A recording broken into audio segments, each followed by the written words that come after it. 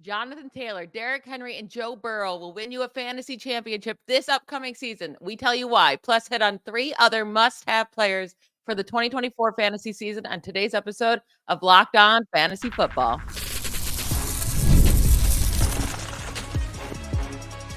You are Locked On Fantasy, your daily NFL fantasy podcast. Part of the Locked On Podcast Network, your team every day. For making Locked On Fantasy Football your first listen every day. I'm one of your co-hosts, Michelle Magdziuk, and when I'm not doing this, I'm a researcher and fantasy analyst with NFL Network. And I'm your other co-host, Vinnie Iyer. When I'm not doing this, I'm writing about NFL fantasy and betting for sportingnews.com. And before May the 4th on Saturday, wishing you all a great May the 4th, and may the fantasy football force be with you. Today's episode is brought to you by Monopoly Go. I admit it, I have a competitive side, and I am a big fan of Monopoly Go, the mobile hit twist on classic Monopoly. So join your friends and download Monopoly Go, now free on the App Store or Google Play. We have just a fun Friday show for you today. So you might be starting to do best ball drafts if you are obsessed with fantasy football like we are, or you're just starting to think about your strategy for the upcoming fantasy season. And we're going to go through one running back, one wide receiver, and one quarterback that we each do not want to leave our drafts without this upcoming season. So let's start at the running back position. Vinny, who is your one running back that you just want on all of your teams this year? Yeah, I can't believe I'm saying this, but it surprised me when I started looking at data here. It's Derrick Henry, and I feel a little bit more confident after the draft. They didn't really go after anyone of note here. They waited until the last few rounds to get someone else. And I know you look at the Ravens and you look at Keaton Mitchell and some of the guys they have left over, but I look at this as being Derrick Henry's backfield. And John Harbaugh came out and said they're confident that they can use him at the same level, give him the necessary touches. This is the elite rushing attack in the NFL. People are going to have to worry about Lamar Jackson, not just running and the read option, but also throwing downfield. He's got some more weapons now. Zay Flowers, we talked about how we like Tez Walker a little bit, getting open. Mark Andrews is going to be healthy, so that helps. So this passing game is going to give him legit hops. And you look at Derrick Henry, I think he's coming there to win a Super Bowl. He's rejuvenated. He had a good run with the Titans, but it was time to go. They were kind of capped. They couldn't get past being the number 1 seed at one point and getting into the Super Bowl. This is his best shot. He wants a ring in Baltimore. He's going to be motivated. And what gives me some confidence, I know he's an older back, and we've waited for the breakdown a little bit. He was, in the final 6 games, the RB6 on the board. Right now, he's ranked RB8 in the rankings, and I think he's in a much better situation. Keep in mind, that was a situation with Will Levis in that passing game. So they started to find something downfield and saw things open up for the running game a little bit more, and Henry just produced. I know a little bit was touchdown dependent, but we've talked about this before. He could score a ton of touchdowns here in this offense finishing. It might hurt Lamar Jackson's value to continue to do that. In that sense, the way that Gus Edwards kind of smashed it. I mean, if Gus Edwards can get a double-digit touchdowns in this Todd Monken offense, I think Derrick Henry is ticketed there. So, again, you're not going to get much in the passing game. You don't need much in the passing game. The Ravens are going to be good. They're going to be ahead. He's going to be closing. Lamar's going to lose those touchdowns. The passing game's going to lose those touchdowns. So I'm super excited about Derrick Henry.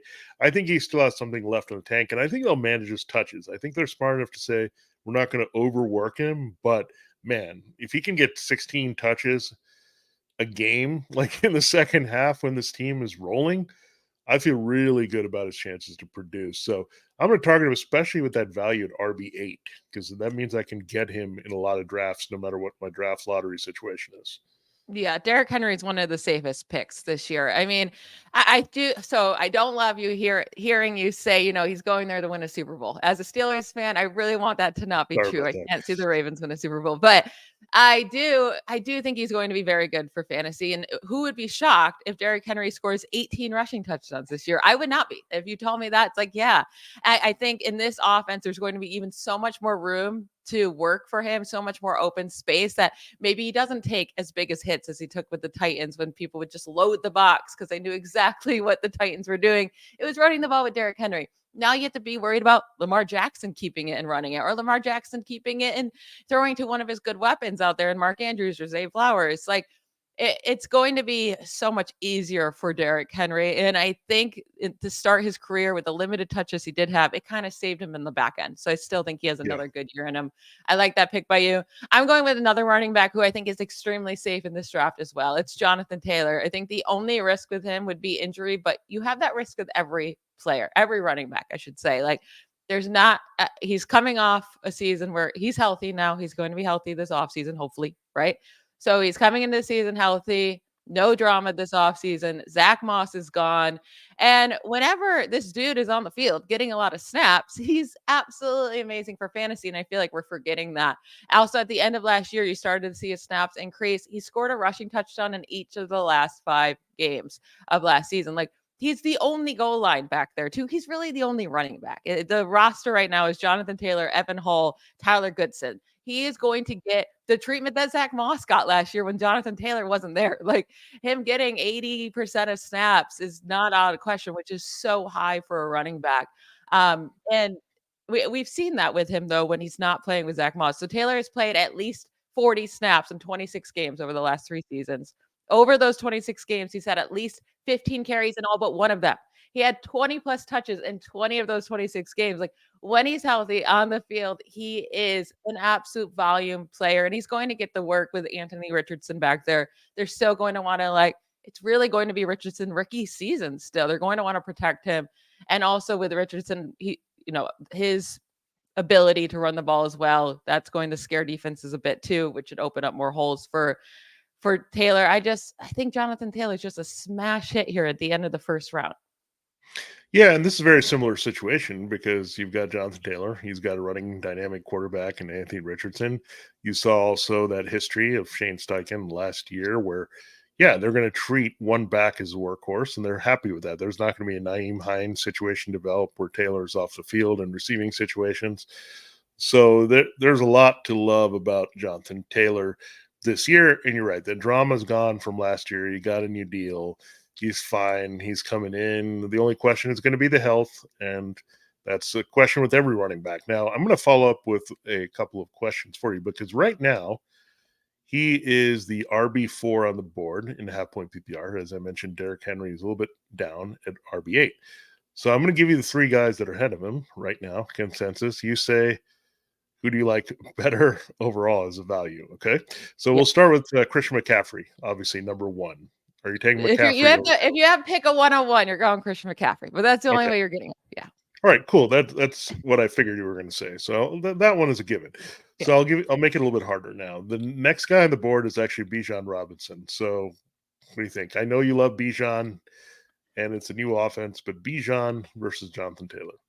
So I think Bijan's going to go middle of the first with Jonathan Taylor falling at the end of the first. Bijan has more upside for sure. I think Taylor's safer, but I would go for the upside with Bijan. All right, the last one I'll give you, this guy's also had some durability issues, but he's rocketing up the charts. He was awesome in the last 6 games of last year. He doesn't really have a lot of competition either. He's explosive, can take over games. It is Breece Hall. So Breece Hall or Jonathan Taylor? Yeah, I'm going to go Jonathan Taylor there. I think both have the similar ceilings. I think Taylor has a much safer floor from week to week. So I'm going to go with Taylor. I'll say the ADP is all over the place right now. Right. One of the ones I was looking at, Jonathan Taylor sitting at RB7 with Kyron Williams and Jahmyr Gibbs ahead of him as well with the 3 guys that you just said. And again, I would like Taylor more than both Gibbs and Kyron Williams. Yeah, I agree with you because you're looking at the volume. And I think that's what comes in with Hall, Robinson, McCaffrey. They're the guys. And they're going to see a lot of touches in their particular offenses. And they're going to do that. And I think our picks as well, Taylor and Henry, give you that. But maybe not at the same cost, especially if they want to go after Kyron Williams and Jahmyr Gibbs because of the buzzy nature. I mean, keep in mind, we talked about Kyron Williams now has to share a backfield with Blake Corum. Who knows what's going to happen there? And Jahmyr Gibbs still has David Montgomery to deal with. Yeah. So I like our picks here for sure. And we will have some good picks for you, a little bit deeper with the sleepers, but really They shouldn't be that deep, and we'll explain with our wide receiver selections in our next segment. We'll also get you two quarterbacks, two big names on the list still being undervalued. That will be covered in our final two segments here on the week. All right, we just had a series wrap up. The elimination did happen here for the 76ers, so tough for them. All these favorites going down because of injuries and things going on in the first round of the NBA playoffs. NHL is always crazy as well as we work toward the Stanley Cup. And we know baseball is in its second full month. So a lot of good action for you while we wait for the NFL season to return and fantasy season to return. It's winner take all time in the NBA and NHL. So can't wait to see how those next rounds will progress. And you should also invest in those rounds. And you can bring home a win of your own with all those teams winning their series. Right now, new customers get $150 in bonus bets with any winning $5 bet. That's only at FanDuel. That's America's #1 sportsbook. That's $150 to bet on spreads, money lines, player props, and more, only exclusively on FanDuel. Visit FanDuel.com/lockedon and make every playoff shot count for you. Whether you're looking at the hoops or the hockey, they've got you covered in baseball as well. So check it out. FanDuel, America's #1 sportsbook, and take advantage of that special offer. Again, it's FanDuel.com/locked on. All right, Michelle, we will continue and look at the players we're targeting. We talked about our running backs here in the first segment, Jonathan Taylor, Derrick Henry. Now it's going to get a little tougher. We're going to reveal our wide receivers, and I'll let you go first. I'll give you a hint out there. These are two young, hot sleepers, so let me let you reveal your guy. Yeah, mine's Jayden Reed from the Packers. I think he's being undervalued here coming into his second year. We know these second year wide receivers, that's where you can get a lot of value. This is where they can break out in massive ways. But it took a little bit for him to get going last year. The Packers were slowly getting him involved, and that happens with rookies. But from weeks 8 through 18, a massive chunk of the season, Jayden Reed led the Packers in targets, receptions, receiving yards, receiving touchdowns, rushing touchdowns randomly. And he was second in scrimmage yards on the team, only 8 yards behind Aaron Jones from weeks 8 through 18. Like, they started to rely on him. He was the #1 guy in that offense. And then weeks 10 through 18, the whole second half of the season, Reed was the wide receiver 10 in fantasy points per game in PPR leagues at 17.4. Again, like, that's a massive time of the season where he was putting up wide receiver 1 numbers. And the Packers didn't add any wide receivers this offseason. It was a little shocking to me. I know they have like a lot of pieces, but they don't have a lot of like Romeo Doubs is just a dude. Like, he's fine. He's a solid wide receiver 3, but just a dude. Christian Watson can't stay healthy. And when he is healthy, he's just really a deep threat at this point who sometimes can catch a ball, right? He's a deep threat that drops a lot of balls. Sometimes he catches it, but he's very inconsistent. So it's really Jayden Reed there, I think, is the only guy in this offense that has the true skill set to be a true wide receiver 1 in the NFL for his team. And going into the second season, I think he's going to take that leap. And he's going in the 6th round right now, or like 6th, 7th round. You can get him going after guys like DJ Moore, Keenan Allen, but then around like Marquise Brown, well after Zay Flowers, well after Deebo Samuel, after DK Metcalf, after a few rounds after Rashee Rice still, which is crazy. After Christian Kirk, like, I like Jayden Reed over all of these guys, and you can get them much later. You can get Reed much later. I think his upside this year is truly like a top 12 wide receiver. Yeah, and last year, remember, we were talking about the crowd in Green Bay, and we didn't know how Jayden Reed was going to navigate through that. I mean, not only did you had Romeo Doubs and Christian Watson, but you also had those 2 tight ends that were coming in, Luke Musgrave and Tucker Kraft. Well, clearly Jayden Reed stood out, and it was a little bit like the Amon-Ra St. Brown situation that developed in Detroit, because he did it a lot through the slot. Then they decided, okay, we're going to target you all over the field. We're going to get you the ball, as you mentioned, in the running game. So he was their top offensive weapon. And what was tied with that? The Packers winning games. Jordan Love putting up big numbers. Packers getting into the playoffs. He was huge down the stretch. A reality fantasy that can relate that way. And I think the Packers remembered that, and they realized, look, we got these other 2 guys. We've got Reed. We're set at wide receiver.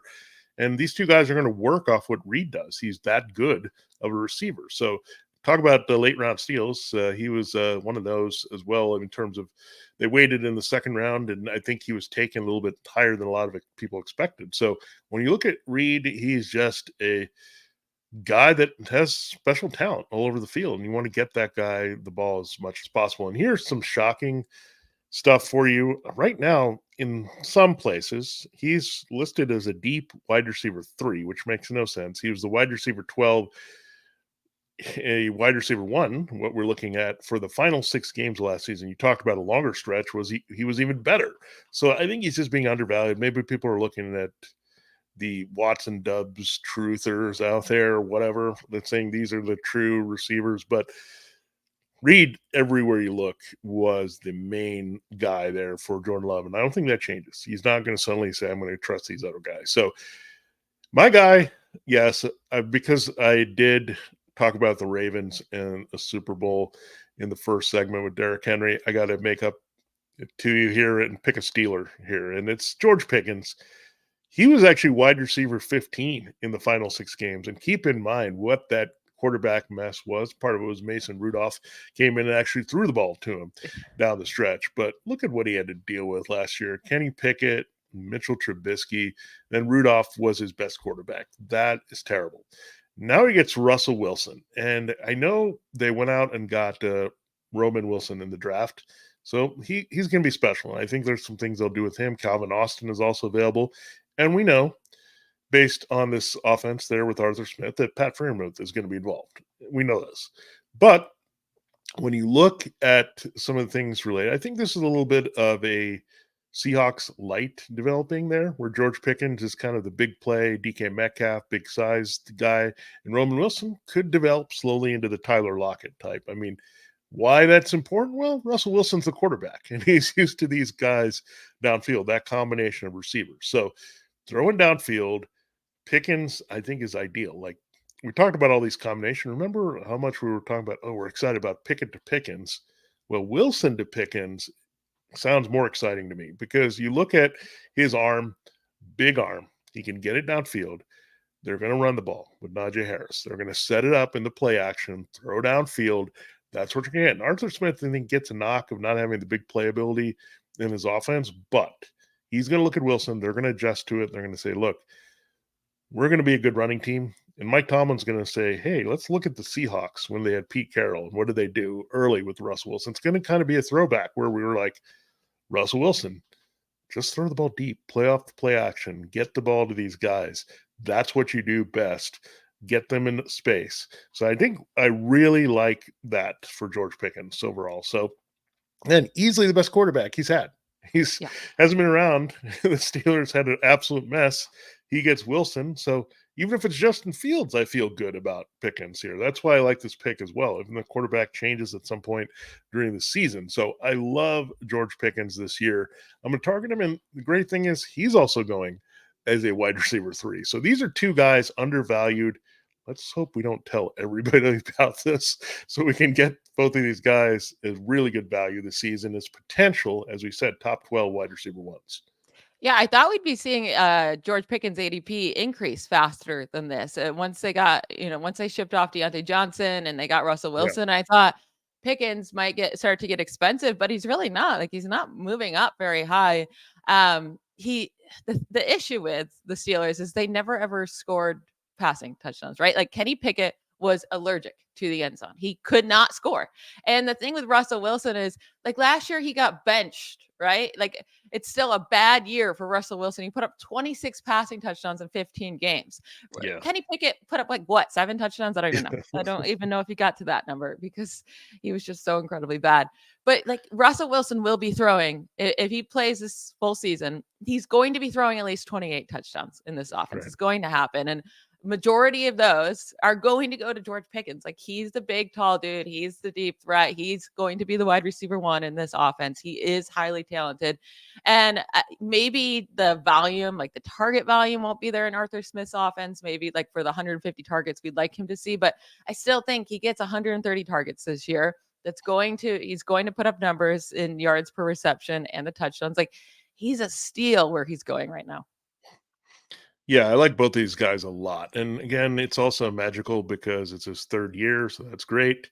And we know things typically light up there, and Jane Reed is ahead of that schedule going into year two. So, youth upside, this is where you can find the value at wide receiver. And that's why we're targeting these guys versus, the guys you already know in the earlier rounds. I think running back is a little tougher because you're trying to navigate through that group, but definitely some really good choices at wide receiver, and we'll have a couple really good choices for your quarterback in our last segment. Yep, we'll get into those quarterbacks in just a moment after we hear from one of our sponsors. Guys, I need you to all listen up for this huge announcement. I've been tracking the leaderboards every day, keeping my eye on the scores, putting all my heart into it, and I'm super pumped to announce I am finally on top. That's right. Obviously, I'm talking about the hit mobile game Monopoly Go. You probably heard of it. It's been downloaded over 150 million times. It's a great mobile twist on classic Monopoly. You can play anywhere, anytime. You explore hundreds of Monopoly boards from Las Vegas to Camelot to the moon, all while raking in a huge fortune. Charge rent on iconic properties just like the classic Monopoly. You can charge your friends rent on your iconic properties or go after their Monopoly money by pulling bank heists and taking wrecking balls to their landmarks. But my favorite part is the leaderboards where you can see who's a Monopoly tycoon and who's gone bankrupt. So go get yourself on the charts. Download Monopoly Go now free on the App Store and Google Play. All right, we both have a quarterback here that we say we want on our rosters in 2024 fantasy because they're going to help us win. Vinny, who's your must-have quarterback for this season?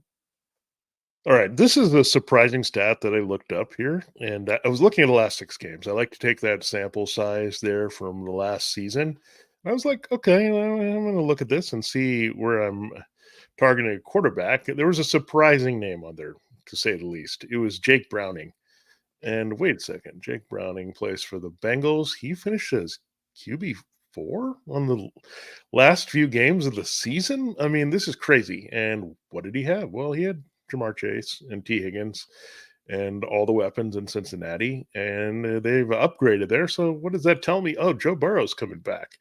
And I can't believe this when I saw Joe Burrow right now is consensus QB8 in a lot of cases, and partly because there's a lot of hype surrounding CJ Stroud and Anthony Richardson. But Joe Burrow, let's not forget that this guy's an elite fantasy asset. He should be taken up there in the top tier with Patrick Mahomes. That's how good this guy is in putting up touchdowns. And I get Richardson has the running kind of cheat code on his side, but Stroud's not a runner. Like, I think if I had to invest a lot in CJ Stroud, I wouldn't want to go there. I think there's a lot of hype around the Texans in particular and Stroud and that offense. Well, the Bengals, yeah, they're hanging around there, right? I mean, looks like they're going to keep T. Higgins. They're going to make sure Jamar Chase is there. I like Jermaine Burton. They upgraded at tight end. They give them a bunch of options at tight end. Mike Gesicki, 2 rookies. So just guys who can score touchdowns. That's what we're looking for from that group. And Gesicki can definitely do that. So when we have this receiving core, it's intact. It's a passing offense still.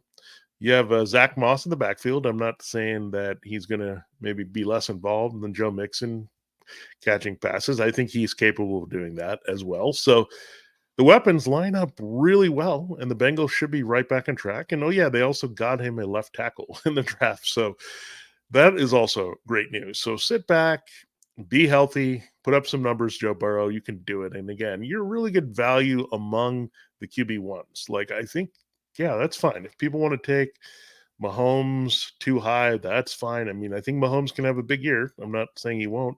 Or Stroud or Richardson could do that. Or Lamar Jackson even, right? All these guys are there. But if I'm looking for the best return on investment value, the sweet spot of where I'm looking at quarterback, I think I'm targeting Joe Burrow in a lot of drafts because, again, just the way people are. Like, oh, he's coming off an injury. There's these other guys with hype.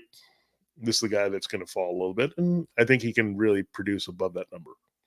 Yeah, if Joe Burrow starts falling, because it's been a little bit since we've seen him put up Yeah. consistent fantasy points, right? So he could start falling. And, it's right there with him and Dak Prescott. I think are really good values there in that range. Now, my guy, I think is by far the best value that you can get if he stays at this cost. And it's Brock Purdy. He's right down at quarterback 12. You bring up Jordan. Well, you brought up CJ Stroud, but I feel like it's Jordan Love and CJ Stroud getting all this love, right? Right now, CJ Stroud's a quarterback 5, Jordan Love's quarterback 7 off boards. they finished all around like pretty much the exact same fantasy points per game last year. So among quarterbacks who started at least 10 games last season, Purdy ranked 6th in fantasy points per game. He was at 18.5 points per game. Jordan Love was right above him at 18.8, so 0.3 more points per game. And CJ Stroud was actually just below him at 18.4. So all pretty much identical, right? But the difference with Purdy is he did it while only having 472 dropbacks last year. To compare, Jordan Love, again, who scored just 0.3 more points per game than Purdy, he had 609 dropbacks, over 130 more dropbacks than Brock Purdy. And like just looking at fantasy points per dropback, Brock Purdy actually ranked 3rd among quarterbacks last year. It went Lamar Jackson 1st, Josh Allen 2nd, Brock Purdy 3rd, and then Jalen Hurts 4th, Justin Fields 5th, Dak Prescott 6th. And then Jordan Love was at 7th, but it was still a pretty massive drop off from Brock Purdy to Jordan Love's fantasy points per drop back. And I think the reason why I'm bringing this all up, I think the 49ers passed more this year. They're showing us this offseason, right? What did they use their first round pick on? A wide receiver when they already have Debo and Brandon Ayuk, who, by the way, they're saying they're keeping both after the draft, and we thought maybe one of them can get traded. John Lynch is saying a trade for either of these guys is off the table. Now, people lie. GMs lie, coaches lie. So maybe he's lying. But right now, it seems like they're going to go into the season with Debo Samuel, Brandon Ayuk, George Kittle, Christian McCaffrey as a pass catcher, Ricky Pearsall, and then also Jacob Cowing, who they took in the 4th, who's also an upgrade to what they had as wide receiver 4 last year in Ray McLeod. Oh, and then also still Juwan Jennings there. Like at this team, no team threw fewer pass attempts per game than the 49ers last year. And I think they realized we need to be more of a passing offense if we're going to want to beat Patrick Mahomes in the Super Bowl again next year. So I do think they're going to pass more. We know how efficient Brock Purdy is. And a lot of that, yes, has to do with his weapons, but he's really, really good at getting the ball to these weapons and putting it in the right spot for them. It's not an easy thing to put the ball in the perfect spot for your players to get yards after the catch. And he does it. He's perfect for this offense. And he's just quarterback 12. He's going after Justin Herbert. He's going right around Jared Goff and Trevor Lawrence and Tua. Like, he doesn't deserve that. He is way too good for that. And his offense is way too good for that. Yeah, I mean, in that group, I mean, there's a couple unheralded guys as well. I think Matthew Stafford is one based on his finish last year. And I think there's, again, that perception of, oh, he's not a running quarterback, so we're not that into him that much. He's not going to give you anything on the ground. But you talked about his hyper efficiency. Plus, what is he playing for? He's playing for that mega contract. He's been Mr. Irrelevant bargain. They can't do anything about it to give him a raise until January. So he's going to play for that contract. He's going to be motivated. This is his chance to lock down the 49ers job for a long time. And I think you make really good points that they saw what happened in the Super Bowl and teams react to that.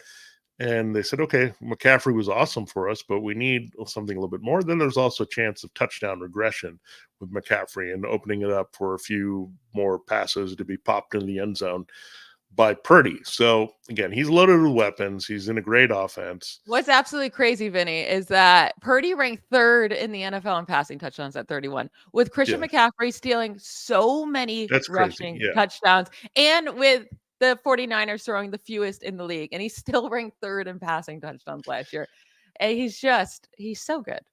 Yeah, I think we can get to 35 this year. I mean, I think if he gets to 35, that's going to put him in really good shape here. I don't know if he can push to 40. That's a hard number. Obviously, a lot of people weren't getting close to that last year. I mean, it's just the distribution of the things that are going on. But if we get to 35, up the passing total a little bit, right, by a few hundred yards, I think you're in business, right? And that all adds up to bumping him up. And again, he's kind of ranked where he finished last year. So that would say, okay, if he does a little bit more passing, puts up a few more touchdowns. Hey, now, he finishes quarterback 6 in fantasy points per game, and he's ranked as quarterback 12. He is 6 spots below where he finished last year. But I'm saying overall, I think just because of the things that were going on. But like, yeah, I think you just look at Purdy. I think there's just a perception that he's like a caretaker, even now. And we've always had to dispel this in reality football, right? That he's not a caretaker. He's throwing exceptional yards per attempt. I mean, this guy is throwing downfield at a high rate of efficiency, and it's a design of the 49ers offense. He's just simply executing it